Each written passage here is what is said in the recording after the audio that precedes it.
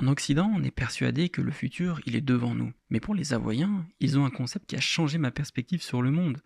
Pour eux, le futur, il est dans notre dos. Il y a un mot hallucinant pour ça, c'est hope.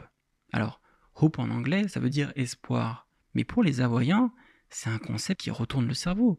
Et c'est d'ailleurs un parallèle que j'ai pu faire avec le livre de Hannah Arendt, La crise de la culture, qui avait théorisé ça, sans jamais vraiment être allé à Hawaï, j'imagine, mais je vais te montrer la preuve dans le livre qu'il y a un vrai parallèle avec ce concept hawaïen. En hawaïen, hope veut dire derrière. Et en même temps, ça veut dire futur. Et le mot pour devant, c'est mua. C'est le passé.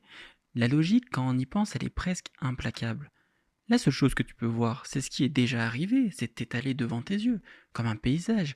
Le futur, lui, il est invisible, donc il est dans ton dos. C'est là que le lien avec Arène devient fou. Elle parle d'une pyramide dont le sommet, au lieu d'être d'en haut, est ancré dans le passé. Pour ceux qui veulent creuser, c'est dans le chapitre sur qu'est-ce que l'autorité dans la crise de la culture. Imagine une pyramide à l'envers. Pour nous, c'est l'instabilité totale, ça se casse la figure. Pour Arène, c'est l'inverse. La pente n'est pas un équilibre précaire. Elle est plantée dans le sol comme une racine. Ta stabilité ne vient pas du ciel, elle vient de ton ancrage.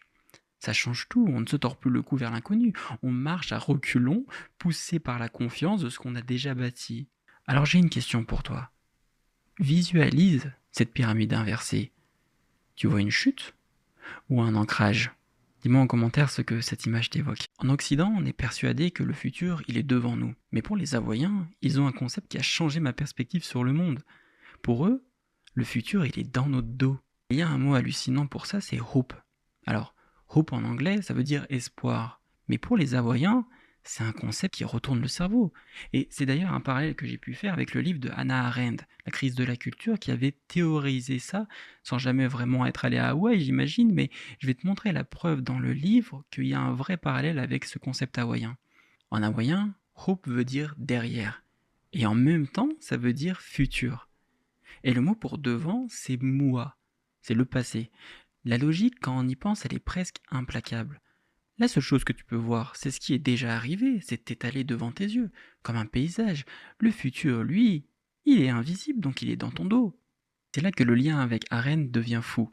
Elle parle d'une pyramide dont le sommet, au lieu d'être d'en haut, est ancré dans le passé. Pour ceux qui veulent creuser, c'est dans le chapitre sur qu'est-ce que l'autorité dans la crise de la culture. Imagine une pyramide à l'envers. Pour nous, c'est l'instabilité totale, ça se casse la figure. Pour Arène, c'est l'inverse. La pente n'est pas un équilibre précaire. Elle est plantée dans le sol comme une racine. Ta